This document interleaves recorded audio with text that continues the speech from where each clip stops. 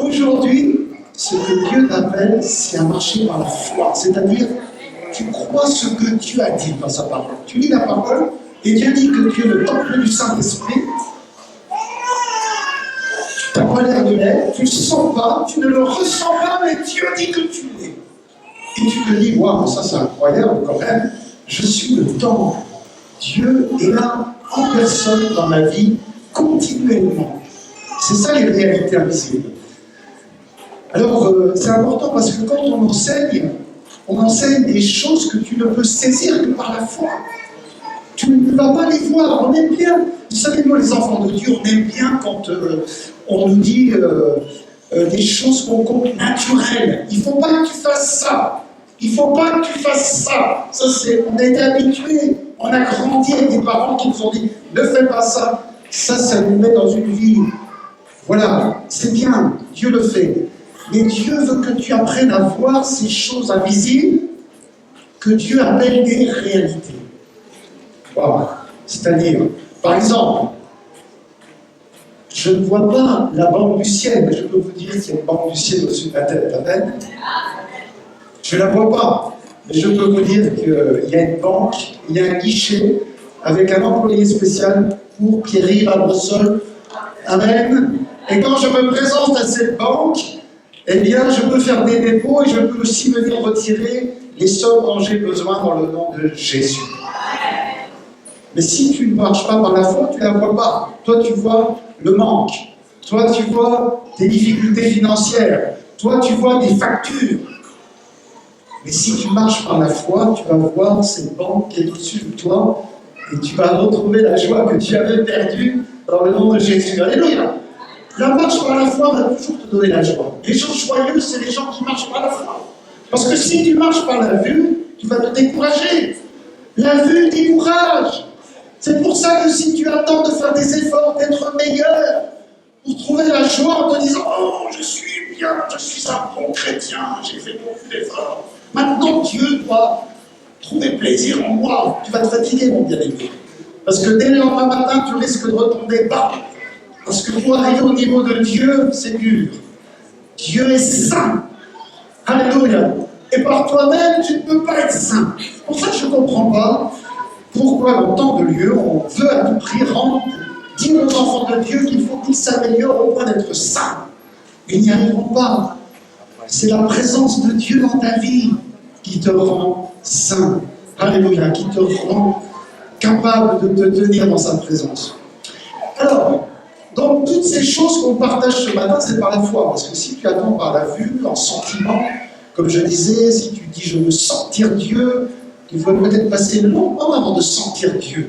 Tu n'as pas besoin de sentir Dieu. Tu as besoin par la foi de regarder qu'est-ce que disent les Écritures.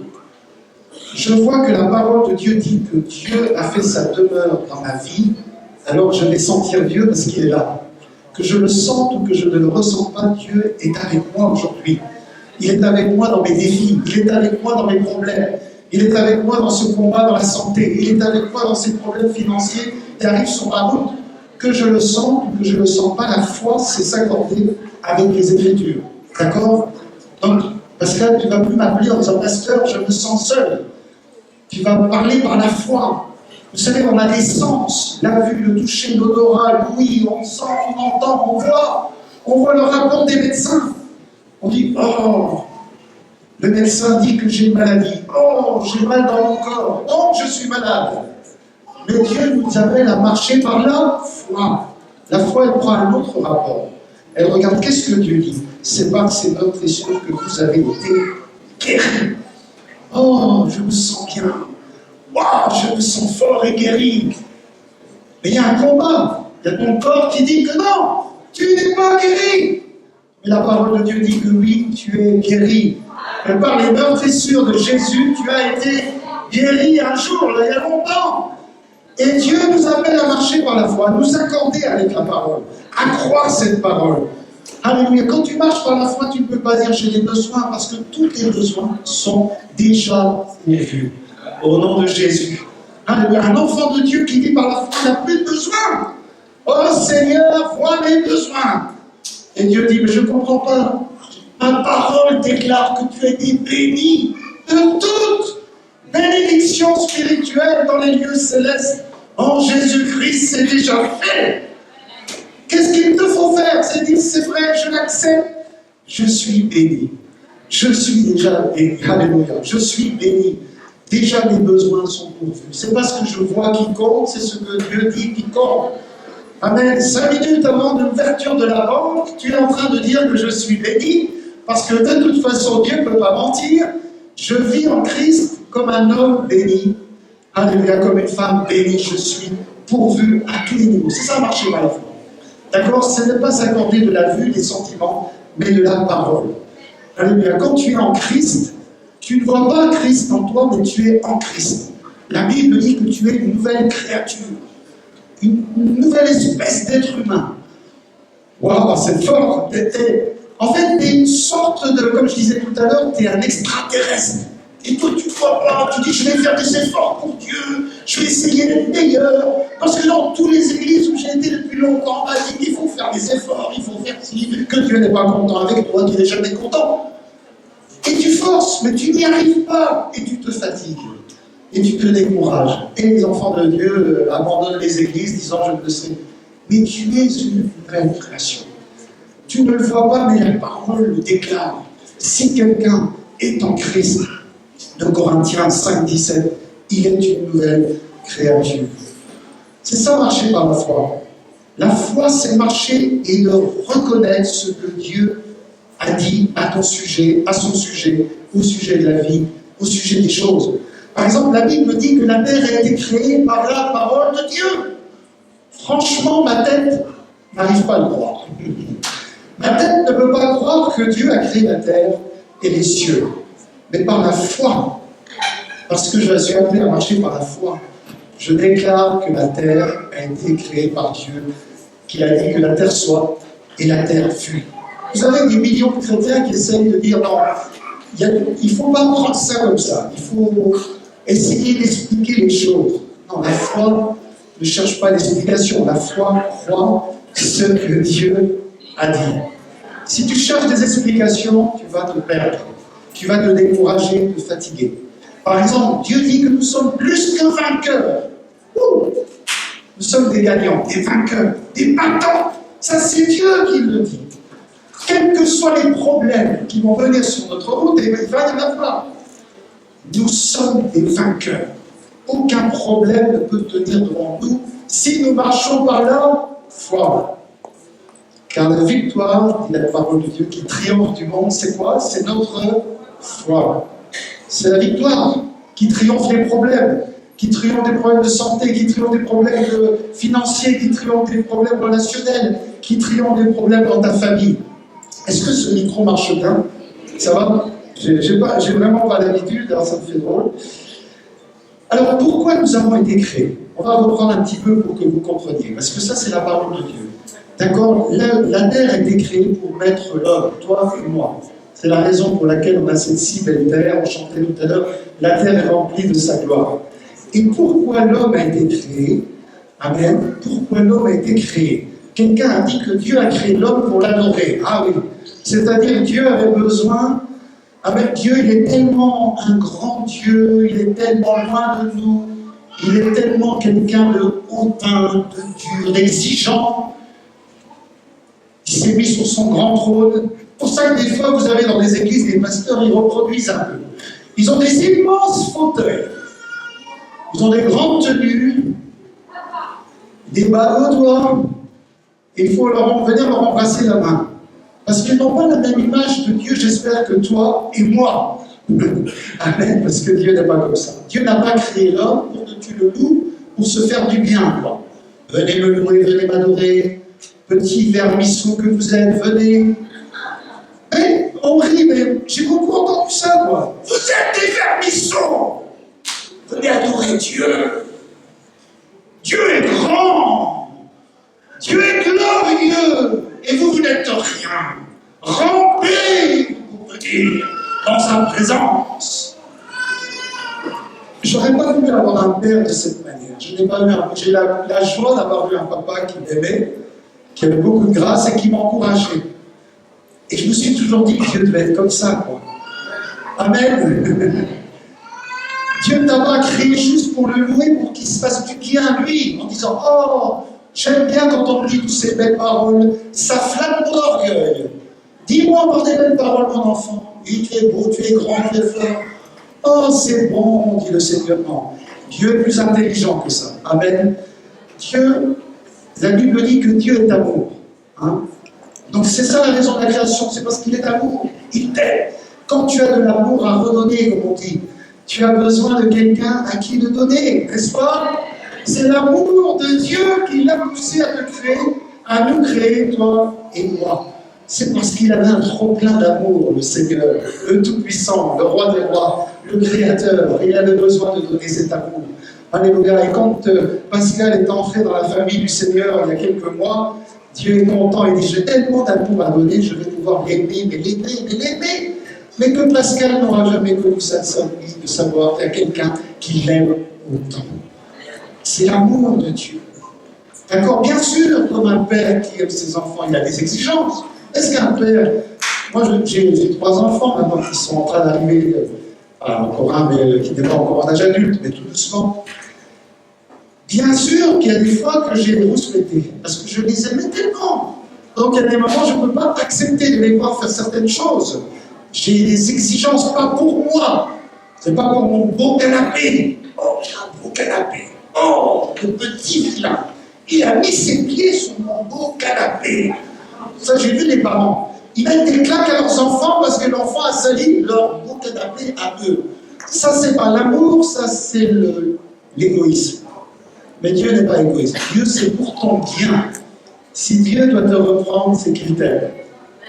Si Dieu doit arriver rarement, parce que la bonté de Dieu, elle est une bonté qui dépasse notre entendement, à te corriger, c'est vraiment parce que tu es arrivé vraiment trop loin, mon bien-aimé. Il y a des moments, c'est comme avec mes enfants. Moi, je leur ai toléré beaucoup de choses, mais quand ils vont beaucoup trop loin, il y a des moments, c'est clair. Ça m'est arrivé quelques fois où mes cris ont rempli la maison entière. Ils étaient cachés sous le lit. Pas souvent, hein, pas souvent.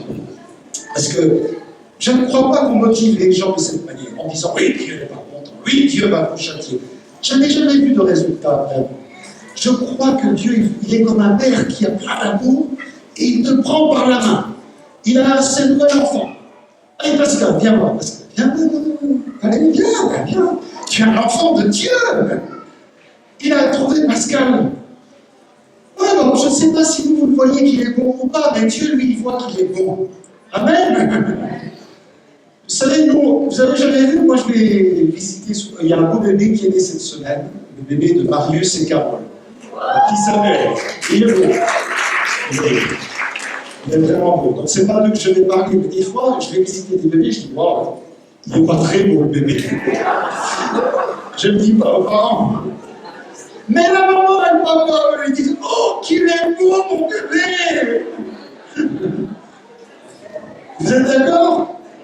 Ah, Dieu, il est pareil avec nous, d'accord? On n'est pas très beau. C'est incroyable parce que je ne sais pas toi, mais moi j'ai grandi dans l'inverse. Même si j'étais beau, on me disait toujours que Dieu ne me trouvait jamais beau. Il ne me trouvait jamais assez bien. Ça n'allait jamais avec moi. Donc quand je venais vers Dieu, je me souviens de ma grand-mère, quand il fallait prendre la Sainte Seine, 1 semaine, elle devait faire un temps de préparation pour prendre la Sainte Seine, tellement elle se sentait pas bien. Autant vous dire que ma grand-mère était une femme, je pense, pas mal quand même. Elle priait beaucoup, elle aimait Dieu. Mais quand même, tellement les enseignements lui montraient qu'elle n'était jamais assez parfaite, qu'on se fatiguait. D'ailleurs, cette même grand-mère, elle a des fois aussi combattu le découragement dans sa vie parce qu'elle avait besoin qu'on lui dise « Mais non, mais tu es belle, tu es aimée, tu es bien aux yeux de Dieu. » Alors, qu'est-ce qu'un père, il veut? C'est une relation. Une relation. Voilà, amen. Donc, nous, n'oublie jamais. Quand tu te regardes dans la glace le matin, tu es beau, tu es fort, tu es aimé. Dieu n'a pas de problème avec toi, il t'encourage. Quand tu étais un petit bébé, tu te levais. Quand mon enfant a commencé à marcher, il tombait. Est-ce que je... Sale gamin, on va pas passer 2 heures à te faire maintenant. Mais non, mes amis. Je le relevais, je lui disais comment. Oh, je suis fier de toi, mon fils. N'est-ce pas? Je suis fier de toi. Relève-toi. Il recommençait 2 pas. Il tombait. Oh, c'est extraordinaire quand même. Deuxième fois, tu as fait 3 pas. Mais nous, dans la vie chrétienne, on va en même temps enseigner l'inverse, le bien-aimé. Tu tombes. Dieu n'est pas content. Oh, tu dis, mince, il est pour ce Dieu, il est mort. J'ai plus rien, moi, il avait qu'à me donner un autre corps. Parce qu'on a la chair. La chair n'est pas facile. La Bible dit que la chair est faible. Oui, elle est faible. Même Jésus, il a été tenté en toutes choses comme toi. Quand tu es tenté, sois rassuré, même le Seigneur Jésus-Christ, la Bible dit, il a été tenté comme nous en toutes choses. Ne te condamne pas. C'est le diable, l'ennemi, c'est la chair, le monde dans lequel on est. Tu n'es pas pour autant disqualifié et Dieu n'est pas en colère contre toi. Dieu te dit, allez, relève-toi. Oui, mais c'est pas facile. Ah, c'est pas facile. C'est ce que je dis à mes enfants. Ah, c'est pas facile. Le monde dans lequel on est n'est pas facile. Il y a des gens qui ne te font pas de cadeaux. Il y a des Il y a des gens jaloux. Il y a des gens mal intentionnés. Il y a des opportunistes qui vont essayer de t'écarter sur leur route. Rien n'est facile dans ce bas monde, mais moi, je suis ton papa, je t'aime, je t'encouragerai de tout ce que je peux. Même humainement, j'ai des limites, mais mes enfants, je les encourage. Quand ils m'appellent, ah, c'est dur en ce moment, j'ai pas bien réussi mes examens, je me demande, je ne suis pas en train de les reprendre. Mais non, est-ce que vous imaginez mon fils Théo Victor qui m'appelle, papa, j'ai passé mes partiels, ça va pas. Oui, il y en a marre. Il y en a marre. Tu comprends, j'ai dit à l'église que tu allais réussir. À cause de toi j'ai l'air. Mais non, parce que c'est pas mon intérêt qui fait. Le Dieu n'est pas comme ça. On croit qu'on doit faire des choses pour Dieu. Dieu n'a pas besoin de toi pour faire des choses, c'est pour ton bien, c'est parce qu'il t'aime. Donc, sois encouragé, ton papa céleste t'aime. Tu as chuté, tu as fait des grosses bêtises. Relève-toi et avance. Fais un pas devant, fais un pas en avant, reprends ta route. Tu es décréé pour avoir une relation avec Dieu. Ça, c'est la deuxième chose. Donc, l'amour de Dieu t'a créé. Il t'aime. Il a de l'amour à redonner. Donc, quand il a créé ses enfants, c'est pour avoir une famille. Et moi, quand j'ai connu mon épouse, Valérie, on a vite eu envie d'avoir des enfants. Parce qu'on a envie d'avoir des enfants. Vous savez, les familles qui n'ont pas d'enfants, je le sais, je l'ai vu, c'est un drame. Parce qu'ils ont de l'amour et à qui on va donner cet amour. Parce que nous, on a envie d'avoir des enfants qu'on va grandir, qu'on équipe, qu'on forme, qu'on prépare pour aller plus haut, plus loin. C'est notre désir, on veut le succès. Oh, le pasteur m'a dit d'une grande église. Oui, il ne faut pas parler de la prospérité. Mais comment, monsieur le pasteur? Qu'est-ce que vous souhaitez pour vos propres enfants? Le meilleur, non? Mais c'est ridicule, tous ces enseignements. Qui ne souhaite pas le meilleur pour ses enfants? Levez la main ceux qui souhaitent le malheur. Personne. On veut le meilleur. Oh, bien sûr, on ne veut pas qu'ils soient trop riches pour être écrasés.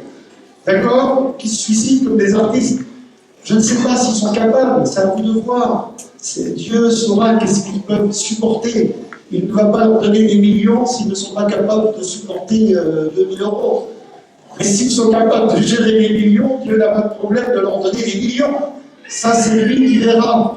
Mais il n'y a aucun problème pour que tu prospères. Parce qu'il a un cœur de père, dis-toi à chaque fois. Même Jésus a dit, comment vous qui êtes méchants, nous les êtres, vous ne donneriez pas des pierres à vos enfants quand ils demandent, quand ils demandent du pain. À combien plus forte raison votre Père Céleste donnera-t-il du Saint-Esprit si vous lui demandez? Dieu dit, il n'y a pas de problème que je donne.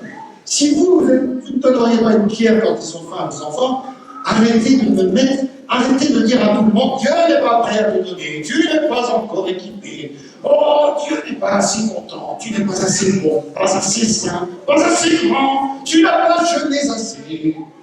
C'est pour ça que tu n'obtiens pas de Dieu. Non, Dieu, il a fait une famille. Tu appartiens à cette famille. Alors, qu'est-ce qui s'est passé dans le jardin d'Éden? Adam et Ève, ils étaient dans le jardin d'Éden. C'était une vie merveilleuse. C'était le plan de Dieu qu'on vive en relation. Et vous savez, dans le jardin d'Éden, On le voit, hein, si vous lisez le livre de la Genèse, il marchait dans le jardin, il causait avec ses enfants, il y avait une discussion, c'était une maison familiale, un grand endroit où les gens étaient là, il y avait du bonheur, de la joie. Tout ça, je te le donne, voilà le Père. Ah, bref, tout est à vous, faites tout ce que vous voulez, profitez de la vie. Regardez, il y a des rivières, vous pouvez aller vous mettre au bord de l'eau toute la journée. Regardez, il y a des montagnes, il y a des beaux arbres, vous pouvez aller. Il y a juste un arbre. Là, ne touchez pas. C'est l'arbre de la connaissance du bien et du mal. C'est-à-dire que si vous y touchez, vous allez commencer à comprendre les choses et c'est là que vous allez être perdu. Ah oui, il y a un autre arbre au centre, je l'ai mis l'arbre de vie. L'arbre de vie, c'est tu peux épuiser un arbre. Aujourd'hui, c'est Jésus-Christ, c'est le Saint-Esprit, c'est la parole de Dieu. Tu peux épuiser constamment, puiser. Il y a tout est dans cet arbre de vie. Mais voilà, comme j'en parlais un petit peu mercredi, qu'est-ce qui s'est passé? Adam et Ève, en fait, c'est pas seulement le péché originel. Parce que, vous savez, encore une fois, si Dieu doit se retirer parce qu'un pêche, ça ne va pas être facile. C'est parce que volontairement, ils ont choisi de tourner le dos à Dieu. C'est vraiment quelque chose de grave ce qui s'est passé dans le jardin d'Éden. Parce qu'avant, c'est même pas Ève, Florence, on va le coup. La Bible dit qu'Ève, elle a été tentée par le serpent, par le diable, qui était derrière le serpent. D'accord? Le diable, il avait pris cette forme du serpent pour la tenter. Mais Adam, lui, il était le chef des dieux. Il connaissait tout. Il savait exactement tout de chez tout dans ce jardin. Il connaissait Dieu parfaitement et il savait qui était le diable. Il savait ce qu'il pouvait faire et pas faire. Et il a suivi Ève sans problème. Parce que le diable avait dit, le jour où vous allez manger de cet arbre, vous serez comme Dieu. Et ça, c'est l'orgueil. Et vous savez, l'orgueil, c'est le problème numéro 1 de la race humaine. L'orgueil. On veut être plus. On veut être devant. On veut... l'orgueil, il est partout. Il y en a beaucoup qui, soudainement, sous l'effet de l'orgueil, je suis un bon prédicateur. Oui, bon, sois sûr d'avoir un bon caractère. D'accord? C'est parce que Dieu, si tu es un bon prédicateur, tu utiliseras. Tu n'as pas besoin de faire venir les choses, il les fera lui-même. Amen. Tu n'as pas besoin de faire des coups bas pour obtenir une place dans ce monde avec le Seigneur. C'est lui qui combat pour toi. Laisse ton orgueil parce qu'il va te jouer les tours. Tu peux gagner au début, mais tu peux avoir un retour très difficile après. Et il y a eu l'orgueil. L'orgueil lié à l'insatisfaction. Ils avaient tout. La Bible dit pour nous aujourd'hui, rendez grâce à Dieu en toutes choses. Rendez grâce à Dieu. Soyez contents de où vous êtes, de ce que vous avez. Arrêtez d'envier. Soyez heureux là où vous êtes, dans le moment présent. La gloire de Dieu est là. Qu'est-ce que tu veux de mieux? Il y a des gens, ils arrivent, je ne sais pas, des pays, ils viennent en France. Au bout de 2 ans, ça ne va pas parce qu'il faut que j'aille en Amérique. C'est bien si c'est le plan de Dieu, mais tu ne seras pas plus heureux en Amérique qu'en France. Si tu n'es pas heureux aujourd'hui, tu ne seras pas plus heureux demain. Oui, si seulement j'avais une autre femme. Si tu as une autre femme, je te promets, tu ne seras peut-être pas plus heureux. D'accord? Par des cas, je ne dis pas dans tous les cas. Si seulement j'avais le mari de la sœur Intel. Oui, le mari de la sœur Intel, tu ne l'as pas vu à 3 h du matin. Peut-être qu'il n'est même pas à la maison, le mari de la sœur Intel, quand il est 3 h du matin. La sœur Intel, elle est en train de dire « Qu'est-ce que fait mon mari ?» Mais par contre, le dimanche, il a mis son beau costume et il vient à l'église, et bon, la sœur, personne ne le sait, tu vois. Donc, apprends à être heureux dans l'état où tu te trouves. À Noël, avec tout. C'est incroyable quand même, mais ça ne leur suffisait pas. Ils avaient tout, mais ça ne leur suffisait pas. Ils étaient insatisfaits. Bien comme ça, insatisfaction. Voilà, l'insatisfaction, c'est vraiment quelque chose qui souvent nous vole les bénédictions de Dieu. Même quand on prie, on demande que Dieu fasse des choses, mais c'est pas parce qu'on va faire ces choses qu'on va être plus heureux. Si tu n'es pas heureux maintenant, alors tu ne seras pas plus quand tu auras toutes ces choses. D'accord? Pour ceux qui ont eu des belles voitures, nous, quand on a démarré dans les affaires avec Valérie, moi, ça a très bien marché. On avait 26 ans, 27 ans. On a acheté une voiture content. BMW à l'époque. Content! Et quand j'ai roulé avec plusieurs semaines, plusieurs mois, c'était le nouveau modèle à l'époque. Les gens dans la voiture, à Nancy, je me rappelle, il n'y en avait que 5 de vendus sur toute la région. À l'époque, dans les années 80, les gens, je vous promets, ça arrivait. Les gens venaient, ils frappaient la porte à la vitre. Waouh, vous avez une belle voiture, tout ça. Je vous promets, après quelques mois, je me suis dit, c'est pas, ça me rend plus heureux, quoi. C'est bien de rouler dans une belle voiture que dans une voiture. Parce qu'au moins, on est sûr d'aller au boulot à l'heure. L'autre, elle va nous lâcher. Mais quand même, je vous promets, je veux vous le dire, ne passez pas votre vie entière à courir, recontracter des crédits partout pour une belle voiture, vous allez le regretter amèrement. C'est trop de prix payés pour quelque chose qui n'en vaut pas la peine. D'accord? La seule chose qui vaut la peine, c'est la présence de Dieu. Alléluia. C'est de vivre. Donc même si tu n'as rien, tu as tout. Oh, c'est fort. J'ai tout. J'ai la présence du roi des rois. Monsieur Martin qui m'impressionne avec sa grosse Mercedes. Ça ne m'impressionne pas. Je suis un homme béni. Monsieur Martin passe avec sa Mercedes. Il a marre de cet homme-là, il a toujours le sourire, il a la joie. Oui, je suis heureux. J'ai Dieu qui vit en moi, c'est extraordinaire quand même. Tu vas avoir une Mercedes qui vit dans ta maison, ça changera quoi? Rien. Je ne dis pas qu'il ne faut pas que tu aies une Mercedes. Peut-être Dieu va te donner 2, 3, 4, 5 Mercedes. Amen. Mais sois heureux déjà avec ce que tu as et puis tu verras le reste. Parce que quand tu as appris à rendre grâce à Dieu avec ce que tu as, Dieu va te donner beaucoup plus pour lequel tu pourras rendre grâce. Oh. Donc je remercie pour ce que j'ai. Dieu dit, oh super, je vais lui donner un peu plus. Tu as 300 € d'aide de l'État, il y a 2 solutions. Tu es au RSA, tu ne travailles pas.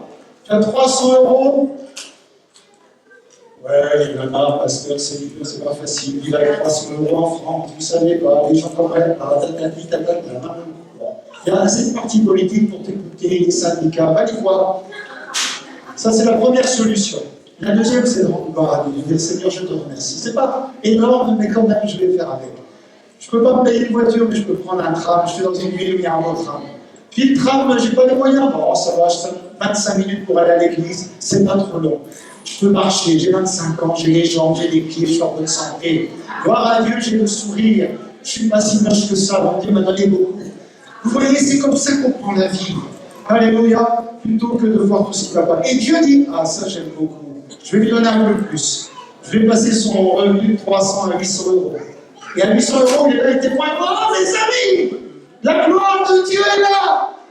Je viens de prendre un boulot et je reçois 800 €. Et les autres regardent. Les chrétiens traditionnels. Comment il aurait 800 €? Comment il fait pour vivre avec 800 € ce mec-là? Oh mon pauvre, je vais prier pour toi, que Dieu te donne plus. Non, prie pour lui qu'il reste heureux avec 800 €. Et Dieu. Et après quelques temps, Dieu me dit, ouh, ça c'est pas mal. Celui-là, je vais lui mettre 1500, puis 3000, puis 10 000, puis 1 million d'euros. Pourquoi? Parce que quand il aura 1 million d'euros, les journalistes diront, monsieur, mais qu'est-ce qui s'est passé dans votre vie? Vous êtes riche, vous êtes heureux. Bon, il n'y a pas de souci. Je suis heureux que Dieu est dans ma vie. C'est le centre de ma vie. C'est le sujet de ma joie. Je suis heureux. Je n'ai pas tout ça, c'est pas grave, je reste heureux. C'est comme ça que Dieu, quand Adam et Ève, ben voilà, eux, ils n'étaient pas comme ça, ils en voulaient encore plus. Et eux, ils n'ont vraiment pas d'excuses parce qu'ils avaient beaucoup dans le jardin d'Éden. Ils avaient beaucoup dans le jardin d'Éden. Alors, ils ont choisi de tourner. C'est une trahison, en fait, le jardin d'Éden. C'est pas un péché, c'est une trahison. C'est terrible, c'est de moquer de Dieu. C'est dire, Dieu, tu vas passer avec toi. Je te tourne le dos définitivement. C'est pour ça que Dieu est un gentleman. Dieu ne s'est pas imposé. Vous voulez partir, partez. Mais comme vous n'êtes plus dans ma présence, ne me rendez pas responsable de toutes les misères qui vont vous arriver. Vous savez, les gens croient que quand on n'est plus, Dieu nous poursuit pour nous montrer. Je vais te montrer que comme tu es éloigné de moi, tu vas subir. Non, tu vas subir tout le temps. Parce que quand Dieu n'est pas là, le monde dans lequel on vit, c'est la malédiction. C'est pour ça que des choses arrivent terribles partout. Tout va bien, ils vivent normalement et soudainement un drame les frappe. Parce qu'ils ne sont pas avec Dieu, les pauvres. Ils ne savent pas, ça c'est notre rôle, aller chercher les gens, les amener à Dieu. Mais qu'est-ce qui s'est passé dans le jardin d'Éden? Quand Adam et Ève ont tourné le dos à Dieu, le monde est entré, la malédiction a touché tous les domaines de cette terre. Même la nature. Toute la terre a été maudite et l'homme s'est trouvé séparé de Dieu définitivement. La mort, la Bible dit que la mort éternelle est entrée dans la vie d'Adam et Ève. À partir de là, il n'avait plus cette Zoé. Jean 10, je suis venu afin que les hommes aient la Zoé, la vie. Et la Zoé en abondance, la vie de Dieu, la nature, la substance qui remplit Dieu. Cette lumière, je suis la lumière, Jésus a dit. Bon. Elle est partie d'Adam et de Ève. Elle est partie de l'humanité. C'est triste. Donc, ça a été dur, ça a été dur, ça a été dur, ça a été dur. Et là, on est entré dans tout l'Ancien Testament. Quand tu n'as plus Dieu, tu inventes des choses qui ne sont pas de Dieu. Parce que tu n'as pas la pensée et l'esprit de Dieu, donc tu vas inventer des choses qui ne viennent pas de Dieu. L'Ancien Testament, c'est l'obligation d'avoir une religion, mais c'est jamais ce que Dieu a voulu. Une religion avec des hommes sans Dieu, sans Saint-Esprit, sans présence de Dieu, à part quelques hommes. Parce que Dieu a été obligé, des prophètes, des rois, mais tout le peuple, c'était ennuyant. Ne voulez jamais vivre comme dans l'Ancien Testament, les bien-aimés. Sinon Jésus est venu pour rien, c'était ennuyant, dur. Pourquoi nous voulons ramener ce genre de relation à Dieu? On n'a plus cette relation. Il fallait, Dieu nous parlait comme à des bébés. Faites pas ça, sinon, restez dans le droit chemin. Mais c'est dur quand tu n'as pas Dieu pour t'aider à rester dans le droit chemin. Et Dieu qui est amour. Dieu qui est amour. Dites-le, Dieu qui est amour. Il ne peut pas laisser ses enfants comme ça. On a envie que ses enfants ils vivent la vie abondante. Jésus a dit, je suis venu afin que les hommes aient la vie en abondance sur cette terre. Amen. Donc, il a fait quelque chose, il a pensé, il a imaginé la vie. Et c'est là où on voit que Dieu est incroyablement. Il a un amour extraordinaire. C'est ça qu'il faut ce matin que tu repars. Mais Dieu même, quoi que tu aies fait, si tu as chuté 35 fois, la Bible dit qu'il faut pardonner 7 fois 7 fois, 70 fois, selon les nations. Ça veut dire, mais Dieu, il te repardonne, il dit, relève-toi. Tu as payé un prix fort, relève-toi. Parce que Dieu est comme ça. D'accord? Dieu n'élimine personne de la carte. Dieu t'encourage, Dieu t'encourage, Dieu t'encourage, Dieu t'encourage. Et Dieu, dans son amour, il a dit, comment je ne peux pas laisser les hommes comme ça? Premièrement, ça ne reflète pas ma gloire. La religion, les religions, fais pas ci, fais pas ça, ça ne reflète pas ma gloire. Personne n'a envie. Vous avez vu toutes ces religions dans le monde, ça n'est pas de Dieu, hein, ces religions. Sachez-le bien. Toutes ces religions n'ont rien à voir avec Dieu. C'est les hommes qui inventent quelque chose pour essayer de plaire à Dieu. On met des trucs en place pour essayer de plaire à Dieu. Alors, vous faites pas ci, vous faites ça, vous faites tant de prières, vous mangez au bas de cochon, vous mangerez ici. Ça ne sert à rien. Dis à ton voisin, ça ne sert à rien. Bon, l'amour de Dieu, comme l'histoire du fils prodigue. Le père, son fils lui a tourné le dos aussi. Il a pris l'argent qui lui revenait, il a dit, papa, laisse-moi tranquille, je m'en vais, je quitte la maison, je vais vivre. Il a tout perdu. Wow. Mais la Bible dit que le père, il attendait une chose. Il était à la porte de sa propriété, il regardait au loin. Est-ce que mon fils va revenir? Parce que je ne peux pas vivre sans mon fils. Et il y avait des gens qui disaient, oui, mais ton fils, il n'a quand même pas bien marché. Oui, mais je l'aime. Oui, mais regarde ce qu'il... Oui, mais je l'aime. Et puis M. Martin venait, oui, mais quand même, votre fils, il vous a fait un mauvais coup. Quand même, c'est pas sympa ce qu'il vous a fait. Quand même, comment vous l'aimez? Il vous a trahi, il a pris l'argent, il a tout complètement. Oui, mais c'est mon fils. Je l'aime. Point final. Parfait, imparfait, je l'aime. Donc Dieu est pareil. Oui, Adam et Ève m'ont trahi. Oui, l'homme mérite tout ce qu'il subit. Mais je les aime, j'ai un autre plan. Je vais les racheter. Racheter, c'est quoi? C'est donner une rançon. Pourquoi? Parce que maintenant, l'humanité, après Adam et Ève, était dans les mains du diable. Le diable donnait les êtres humains. Même Jésus a dit, votre père, c'est le diable. Vous avez pour père le diable, Satan, le prince de ce monde. Vous avez l'esprit du monde. Donc l'esprit du monde, c'est l'esprit du diable. Vous n'êtes plus des enfants de Dieu, Jésus a dit. C'est pour ça qu'il a dit, vous avez besoin de naître de nouveau. Vous avez besoin d'un retour dans la famille de Dieu, comme Adam et Ève. Vous devez retrouver la relation qu'avaient Adam et Ève. Et donc, dans son grand amour, parce que tout ce que tu vois de Dieu est motivé par une chose, l'amour. Dieu est amour. Ça va changer ta façon de voir Dieu. D'accord? Ça ne veut pas dire que tu vas faire n'importe quoi, parce que je pense que quand on comprend l'amour, on ne fait pas l'amour. Quand moi, par exemple, j'aime bien prendre un exemple, mon papa, il aimait ses enfants. D'accord? Il n'était pas parfait, mais il aimait ses enfants. Si je faisais quelque chose qui n'était pas bien, la seule chose qui m'embêtait, c'était son amour. De penser que je puisse le décevoir. Ce n'était pas sa correction que je craignais. Jamais j'ai craint la correction de mon papa. Il était trop gentil pour me taper fort. Je craignais de le décevoir. Il m'avait tellement aimé que comment je pourrais faire quelque chose s'il l'apprenait. Vous voyez? C'est comme ça avec Dieu.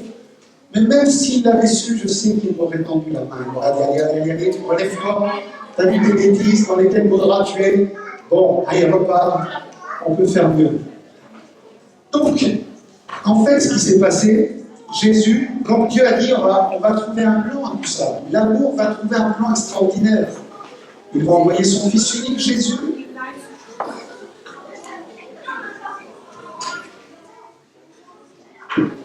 Il envoie son Fils unique, Jésus, qui va venir, qui va mourir. On va aller beaucoup plus vite aujourd'hui. À la croix, la Bible dit que c'est la rançon. C'est-à-dire, il paye à celui qui a fait le rap. Le diable a fait un rap. Il a pris la race humaine sous son autorité depuis Adam et Ève, depuis la chute. Il faut payer un prix. Parce que Dieu est juste, même avec le diable. Il va payer le prix fort. Dieu lui-même va s'incarner. Il va devenir homme. Mourir à la croix, parce qu'on ne peut pas payer un prix avec du sang de bélier, de boucs, de chevreaux, d'animaux, ça n'a aucune valeur. Il faut le meilleur sang. Jésus va mourir à la croix. Et ce sang, c'est le prix de la rançon. Voilà Satan. Ma vie donnée, maintenant, ces enfants-là, je les récupère. Ils reviennent, mon royaume est de nouveau ouvert. Et qu'est-ce qui se passe à ce moment-là? Jésus a dit, il te faut naître de nouveau. Amen. Il te faut naître de nouveau. De la même manière que Adam et Ève sont nés un jour sur la terre, de la même manière qu'ils sont nés dans le royaume de l'adversaire, ils sont nés de nouveau, mais ils ont reçu la nature adamique, satanique, de la même manière aujourd'hui. Quand nous venons à Christ, il se passe quelque chose d'extraordinaire. Mesurez bien. Quand tu donnes ta vie à Christ, et tout à l'heure, vous allez avoir l'occasion de le faire. C'est le plus grand événement de l'histoire de ta vie entière. Quelque chose se passe que tu ne peux saisir que par la foi. Par la vue, non. Tu es recréé, dit la Bible. Tu deviens une nouvelle espèce d'être humain. Dieu ne voit plus un homme qui marche, il voit une créature mi-terrestre, mi-divine, un enfant de Dieu. Il met sa nature même, la vie de Dieu, la substance qui est en Dieu, rentre en toi au moment-là.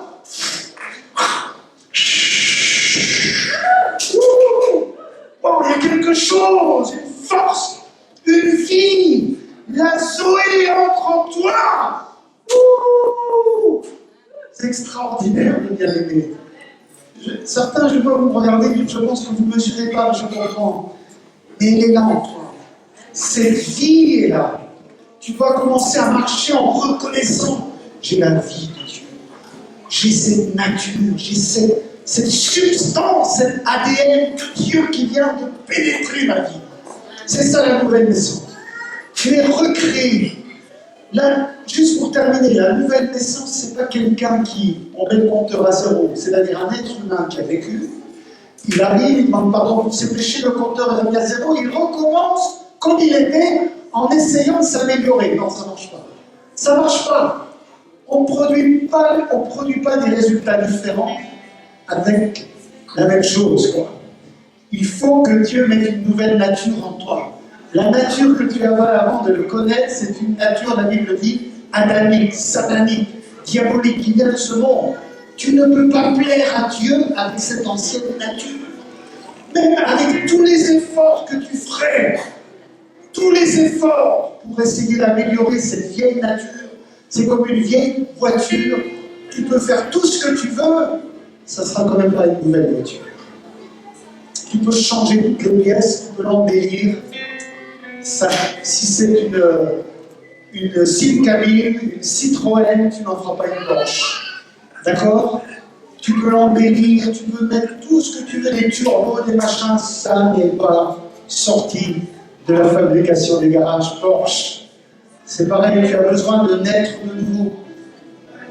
Peu importe qui tu es, après Dieu va t'aider à vivre mieux. C'est cette vie que tu vas recevoir qui va pousser ta vie, qui va te pousser de l'avant. Ça va être plus normal pour toi de vivre bien. Parce que cette vie va dominer ta vie. Wow, c'est fort, c'est la gloire de Dieu. C'est la vie de Dieu, c'est la présence de Dieu. Donc ce matin, peut-être, les bien-aimés, on va s'en arrêter là. Mais, en fait, Dieu veut une relation avec toi. D'accord? Il veut une relation. Il veut te montrer qu'il t'aime, qu'il t'a choisi. Il veut venir vivre en toi. Il veut te changer. Il veut faire de toi une nouvelle création, une nouvelle créature. Il veut mettre sa capacité en toi. Tu es créé à son image, la Bible dit. Même Jésus a dit, regardez-moi un père, je veux que mes enfants fassent mieux que moi. C'est normal, un parent, il souhaite que ses enfants aillent plus loin. Il a pris le relais de ses parents, il le prend, il veut le donner à ses enfants pour qu'ils aillent un niveau dessus. Et ils sont contents. Si ton père ou ta mère est jaloux de toi, il y a un problème. C'est pas un bon père, c'est pas une bonne mère, il y a un problème. Un parent, il souhaite mieux pour ses enfants. Mais vous savez, je l'ai déjà vu, j'ai vu des parents jaloux, des mères jalouses parce que leur fille est plus belle qu'eux, il y a un problème. C'est pas un modèle, Dieu n'est pas dans ce modèle. D'accord? Tu souhaites que tes enfants aillent plus loin et tu es heureux. Eh bien, Jésus a dit, vous ferez les plus grandes choses que moi. Soyez mes imitateurs. L'apôtre Paul a dit, imitez-moi comme j'imite le Christ. Donc, on va prier ce matin que cette vie, peut-être que tu es venu, je ne sais pas, il y a peut-être des personnes ici, il y a plusieurs catégories. Tu n'es pas né de nouveau. C'est-à-dire que tu n'es pas né dans la famille du roi des rois. Tu veux une relation avec ton papa céleste. Tu as besoin de le connaître. Tu as besoin qu'il te tape sur l'épaule tous les jours, qu'il t'encourage, qu'il te relève, qu'il te donne une direction. Alors tu es qualifié pour recevoir aujourd'hui cette nouvelle vie, pour naître de nouveau, pour que ton nom soit inscrit dans le livre de vie. Peut-être ici, il y a des enfants de Dieu, tu l'es déjà, mais tu n'en as pas pris conscience. Ça, c'est la majorité. Tu fais beaucoup d'efforts par toi-même, tu te fatigues, tu n'y arrives pas. Tu dois réaliser, j'ai la vie de Dieu. Quand tu pries pour quelqu'un, est-ce que tu peux voir avec les yeux de la foi cette vie qui rentre dans cette personne? Moi, je la vois, parce qu'elle est là, la vie. Il y a cette vie de Dieu. L'apôtre Paul, quand un serpent l'a mordu, un serpent mortel, le venin n'a pas pu le toucher, parce que la vie était tellement présente en lui. Le serpent est mort. Il y a une vie qui était là sur lui, une vie qui le remplissait. Et quand je prie, c'est cette vie qui rentre dans ma soeur. Elle est là, pour guérir, pour délivrer, pour mettre de la force, pour mettre de la puissance. Alléluia. Alors ce matin, tu vas recevoir cette vie d'une nouvelle manière. Tu vas la recevoir, tu vas repartir. Tu as ces capacités qui rentrent en toi. Tu as la capacité de Dieu. Quand tu es face à dans des examens, tu te dis, waouh, je veux faire face. J'ai la capacité, j'ai l'intelligence, j'ai la sagesse, j'ai la force de Dieu pour résister, pour aller plus loin. Une chrétienne m'a dit cette semaine, je n'en peux plus, je suis épuisé. J'ai dit non, la Bible dit que le Seigneur est la force. Retire tes yeux de l'épuisement, regarde à Dieu. Dieu n'est jamais épuisé. Vous êtes d'accord? Est-ce que Dieu est épuisé? Jamais Dieu n'est épuisé. Regarde à la force de Dieu en toi, elle est là. Mais Dieu te dit, reconnais-la. Reconnais que tu as cette puissance, cette force, cette capacité. Je peux aider les gens. Reconnais. Je ne sais pas, tu n'y arrives peut-être pas. C'est comme si tu dois conduire si on te donne un jet aujourd'hui, tu ne vas pas savoir le conduire, mais tu vas apprendre à le conduire. Et un jour, tu vas voler.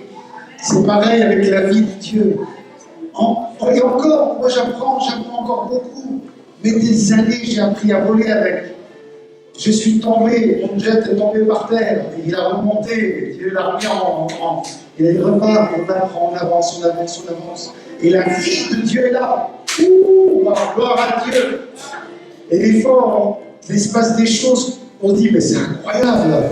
Des choses qui arrivent dans notre vie, on dit, mais comment? C'est la gloire de Dieu. J'ai des choses qui sont arrivées de boire un café avec quelqu'un qui se lève, qui va courir au balcon. Il y a une chaleur sur moi, on ne prie même pas, on ne parle même pas de Dieu. Et là, je sais, j'ai de la vie en moi. Il y a la vie de Dieu qui a touché cet homme. Il est sorti de la maison. Oh, je me souviens. Et il disait, je ne sais pas ce que j'ai chaud. Oui, c'est la vie de Dieu, monsieur. Parce que moi, je transporte la vie de Dieu. Qui la transporte, cette vie de Dieu? Amen. Mais sois conscient. Tu ne peux pas voir tes limites quand tu as la vie de Dieu. Tu vois les limites de Dieu. Alors, on va se mettre debout, si vous voulez.